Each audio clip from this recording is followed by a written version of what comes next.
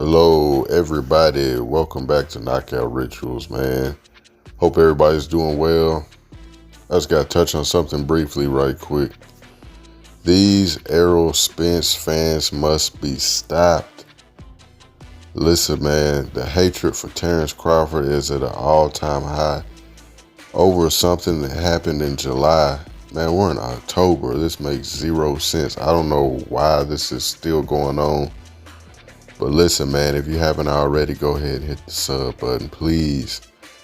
Man, I just don't know what to say, man. So, we went through a multitude of excuses. We went from weight drain, brain damage, was off, didn't look right, wasn't the same after the car crash, loaded gloves, he was high, he took edibles, he couldn't spar because his ribs were broke, blah, blah, blah, blah, blah. The main thing going on now, to slander Bud Crawford, right? To discredit him over the destruction that happened months and months ago. People still can't sleep. The thing that's going on now, the excuse is steroids and SNAC and steroids, Scooby Snack, Bud is on roids. We have whole entire Facebook boxing groups that are centered around Bud being on steroids only. That's all they post about. Literally, some of those groups on Facebook that have been about boxing since they've been created have all shifted to Bud Crawford hate pages. Alright, same thing on YouTube. We got YouTubers who only post about Terrence Crawford's gloves being suspicious. His gloves have bricks in them. He did what Antonio Margarita did. He's on steroids. SNAC. Victor Conte. You will see comments that don't say anything. They'll just literally say Victor Conte. That's it. That's the thing people use to troll now. You could be like, well, why are you still mad about this fight? It happened so many months ago. Somebody will respond. It'll just say Victor Conte. Like, that is the biggest piece of hypocrisy you could see. It doesn't even make sense.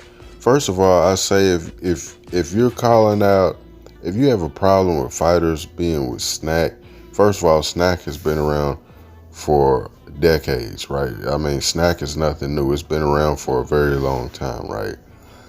But if you have an issue with Terrence Crawford being with SNAC, why don't you have an issue, with Caleb Plant being with SNAC? Why is it not a problem when Mikey Garcia was with SNAC? Why did you not care that Devin Haney is with SNAC?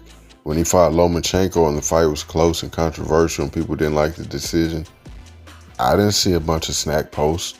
I didn't see people making posts about Victor Conte. Devin Haney's with Victor Conte. Devin Haney's with SNAC. He's eating Scooby Snacks. I didn't see none of that. I don't see people complaining about Jerron Ennis when he was with SNAC. Oh, y'all forgot Jerron Boots Ennis, the guy that everybody is hyping up now to beat Terrence Crawford. The guy that people are praising. Boots. Yeah, he was with SNAC. We got those receipts. Yeah, you can't erase nothing off the internet. Jerron Ennis was with SNAC. Now, when Boots was looking dominant against guys who aren't even ranked in the top 10, weren't ranked in the top 15, top 20, nobody said anything about SNAC. Nobody said Boots is cheating, Boots is on steroids, nothing. Nobody said Sean Porter was on steroids. He was with SNAC. Sean Porter was in there giving Errol Spence the fight of his life. Nobody said anything. You know what I mean? Matter of fact, nobody said anything about Terrence Crawford being on steroids. And he was with SNAC, right? He's a SNAC, promoted athlete, whatever.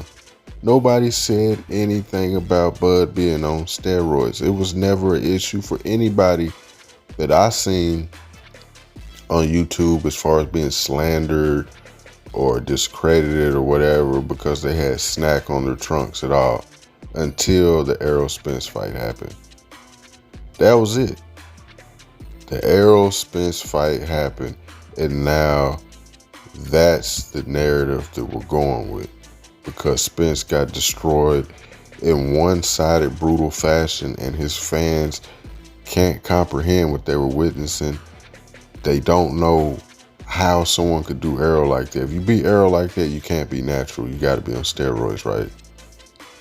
Even though the fight was really just Errol Spence finally being punished for the mistakes that he's made in every fight. The same mistakes he made against Sean Porter, against Danny Garcia, against Ugas. We saw him get clipped in the Ugas fight. He got hurt. He got rocked in the 4th round. In the Sean Porter fight, he always overextends. He always has his feet spread too far apart when fighting. He always drops his hand when he's throwing that looping hook to the body. He'll just leave his chin wide open. He got clipped on every opportunity that these mistakes presented themselves against Crawford, and that's why the fight looked like that. Then people are saying Terrence Crawford just magically started punching harder in the Errol Spence fight. He just magically got punching power, right?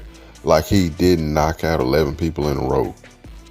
He stopped 10 people in a row prior to Errol Spence, but people want to say that he just started having power in that fight.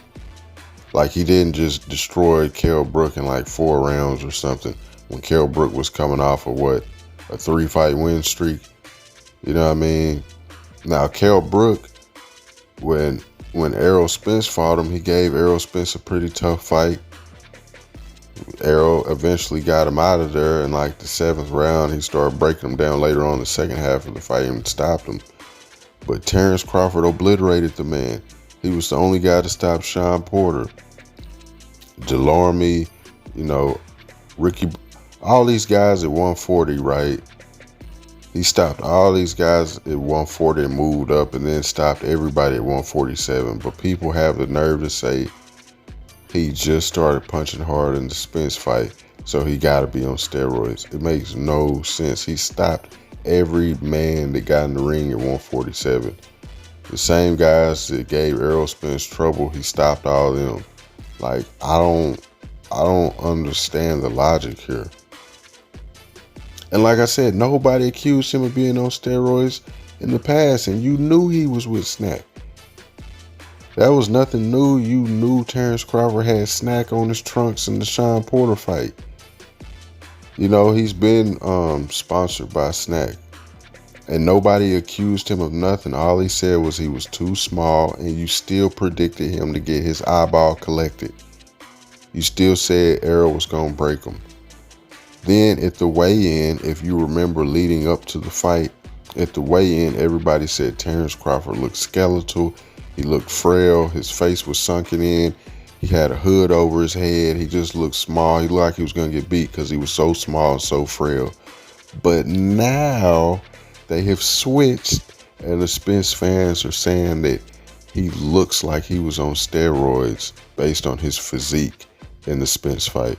So you mean to tell me the day before at the weigh-in, he was too small and he looked dehydrated and skeletal, but then in the fight, he looks too big. He looks like he's on steroids. They're judging his abdominals and his muscle definition. He looks like he was roided out.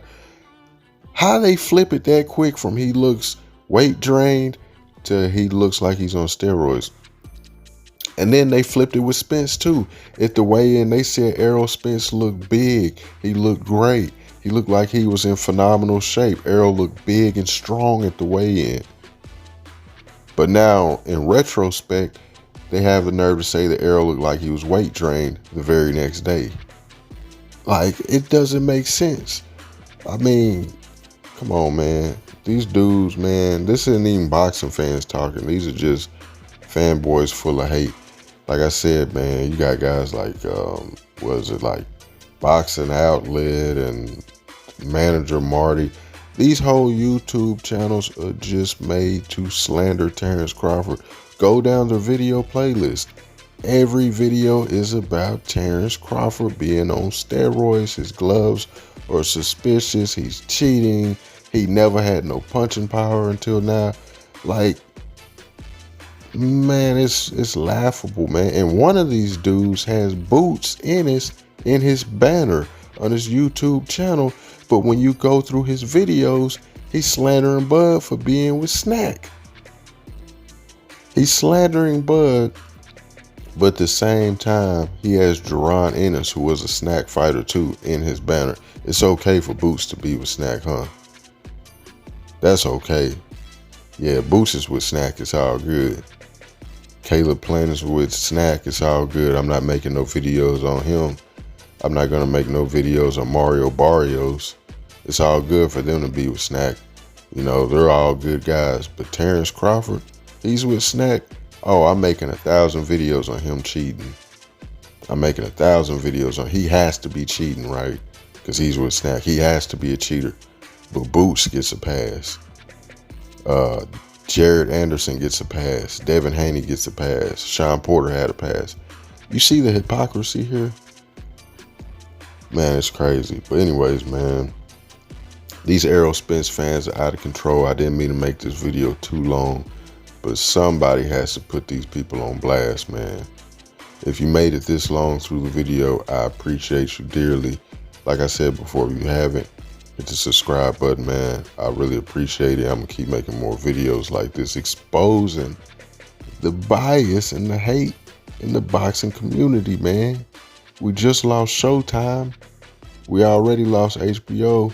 All boxing fans, we gotta stick together, man. There's no need to go against one another. We already in the minority. There's so many NFL fans and MLB fans and NBA fans. There ain't that many boxing fans, man. Why you gotta go against each other? Anyways, man, I love y'all. I appreciate y'all. Peace.